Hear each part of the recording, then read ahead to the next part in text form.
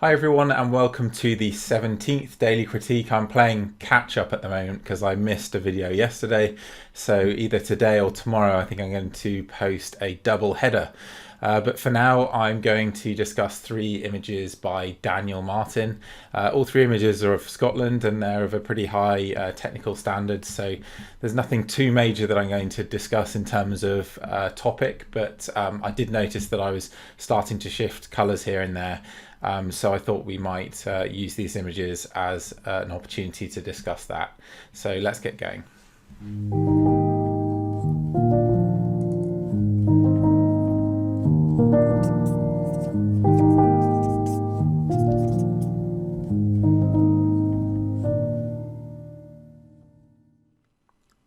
So these are the three images that Daniel sent in, and I can't remember exactly where he said this one was taken, but it certainly looks like the UK coast.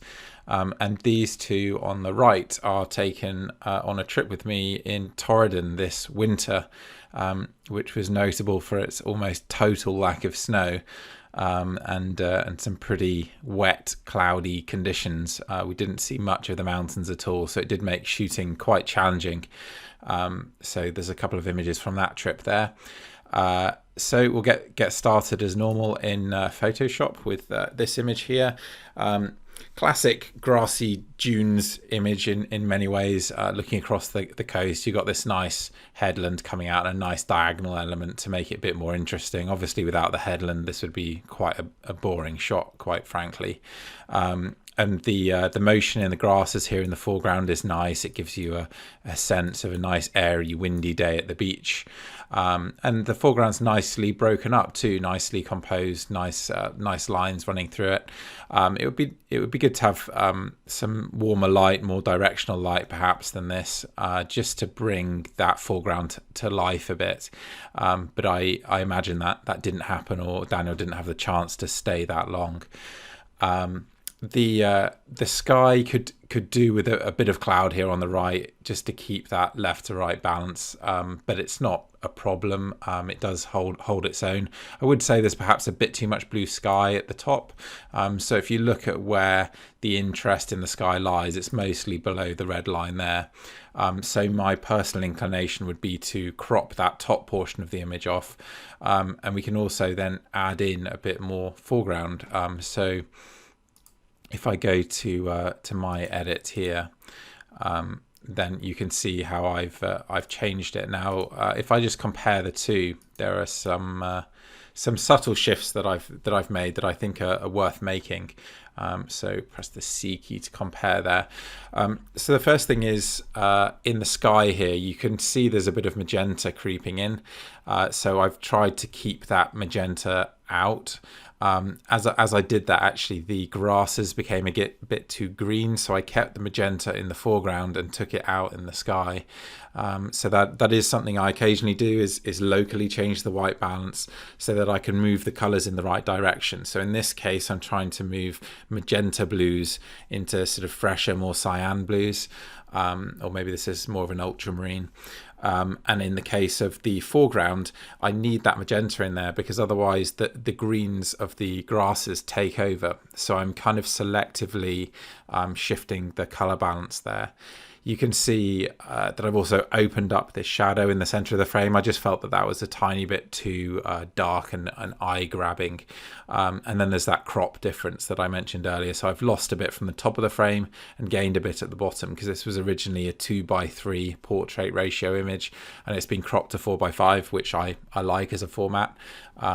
Incidentally, I think that's in part because a couple of my photography heroes, Joe Cornish and David Ward, both shoot a lot of portrait 4:5 because they are they were film photographers. They've now both moved into digital very recently, but yeah, that aesthetic bias is there for that reason, I think.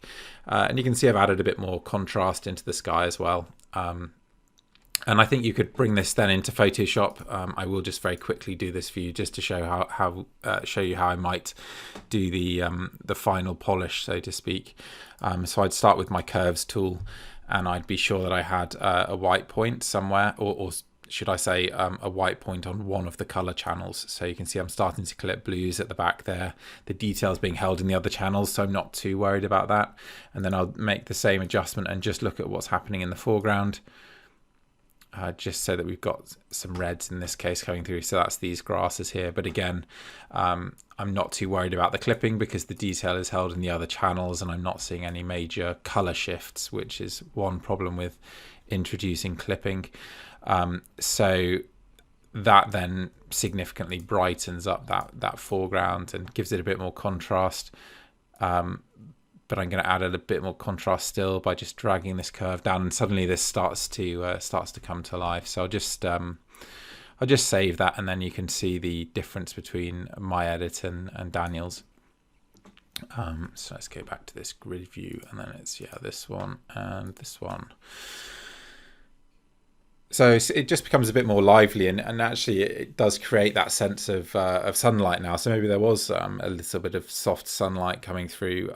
Maybe I took this slightly too far, but still you can see where I'm headed with that, and what you can achieve with very simple adjustments. Okay, so now on to these two images taken on the same afternoon up in Torridon. Love the composition here. I will just do that in Photoshop though. So classic S-bend concept, which I'm sure, oops, I don't want to do that, which I'm sure all of you will be familiar with as a compositional concept. I wouldn't read too much into the compositional rules at all, but S-bends are just visually very pleasing. And when you can find them, they're very nice things to photograph. And this is a particularly good find because it's in sort of no man's land on a hillside in many ways. And the best view, which you'll see in the next image, is actually off in this direction. So one of the things I like about this shot is that Daniel's found a composition that most people wouldn't find here. Because he's found this interesting foreground element, and then you've got these a row of peaks here on the right. So this is actually the Cowlin Hills, and this one here is Liach. Now, in better conditions, I think you'd be able to make more of the mountains in the background, and then this image might really sing. As it is, I think it's compositionally quite clever, but the conditions don't quite work. You have really nice color contrast. And nice lighting, but without those mountains in the background, it's lacking that X factor. But it's really nicely balanced. I mean, being critical, I guess I would ideally not have that blue sky in there at all. Maybe wait a couple of minutes, but maybe the sun would then dip behind a cloud. But compositionally, it's very, very strong, very nicely balanced, a good amount of asymmetry top to bottom. So I really like that one. I did edit this myself, and this was another image where I did a color shift. So if I just pop this open again, I have no idea why this is taking so long. I rebuilt my computer fairly recently, actually. So it should be lightning fast. So I'm going to create a virtual copy of this so that I can reset the edit. So if I go back into the develop mode here and press reset, then you can see the original raw file. And what I started to do was edit this. So I would darken the sky and lift the shadows like I usually do something like this, and add some contrast. And then maybe put a local adjustment over the sky so that I can brighten the image a bit more generally. I mean, I was doing this kind of thing anyway, but a bit more carefully, a bit more contrast, lift those shadows a bit more. So I was going somewhere like this, but what I noticed is that the grasses started to look a bit too yellow, and I have this impression of the Scottish grasses as being these very rich oranges, and I wanted to just correct that. And so one of the color shifts that I will quite commonly make, and incidentally I wanted to keep the white balance colder as well, which then makes these grasses a bit bluer still. One of the color shifts I will quite commonly make is to just slightly shift yellows towards orange. And I don't mean a huge shift, I'm not doing this kind of stuff. I'm just slightly tweaking it, because to me, when yellows are too yellow, they start to look quite dirty, so they lack the richness that you might see in an orange yellow, if that makes sense. So yellows are one of the colours that I'm very careful with.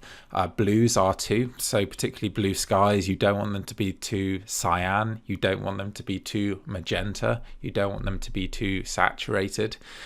So there's a few colours that I'm very, very careful and specific with how I handle them. And as you increase saturation, particularly with yellows, they start to look a bit yucky. So, I mean, there's my final edit there. And it's a bit oranger than it would have been naturally. And certainly with a colder white balance, which is another change that I've made. So commonly I like to keep clouds bluer because they look fresher and more dramatic. It's a creative choice. It also helps to bring the foreground forward if there's a little bit of a white balance difference. So bluer in the top of the image in the sky, that'll push it back. Warmer colours will come forward. So you could argue that it also creates a sense of depth through colour. And then similarly, editing this one, I won't draw all over this composition, but you have a lovely oxbow lake here high on the hill. You can't quite get the perfect angle that you would like to. If you could get higher here, then you could, in fact, let's just do this in Photoshop very quickly. If you could get higher, then the water here would connect to the water here, which would be nice from a continuity perspective. It isn't actually possible to do that in this location. And equally, the mountain ridge goes like this. And so having this hill quite so close is not ideal. And if you could just get 4 or 5 feet higher, or maybe get one of those gigantic Gitzo tripods, then you could improve this composition. As it is, I quite like it. I think Daniel's edit's pretty good. I would add a bit more contrast and color. In fact, if anything, all three of his edits are just a little bit understated. And I usually love understated editing, but in the case of this sort of fairly dramatic lighting and view, I want to add in a bit more contrast and color. So that is what I have done. If I pop this out again, and we can just talk about how I've edited this differently. So you can see that I have a much darker sky generally. That is a creative choice. I've slightly rebalanced the brightness as well. You can see this right hand side is brighter. Well, I just want to stop that imbalance from becoming too extreme, because even with my edit it's darker on the left, and a bit more contrast has just helped the hills stand out a little bit more. And then I'm making sure, using those curves tools that I showed you earlier, that I've set white points to create a good level of contrast from foreground to background. So in doing those setting those white points, you quite often end up freshening the colors and adding contrast, and everything just starts to pop. So that simple curves adjustment can actually make quite a big difference, even though it's very quick. So those are Daniel's images. Thank you very much for sending them in, Daniel. I think you did a pretty good job on that day in Torridon, better than me. So well done there, and really enjoyed editing those.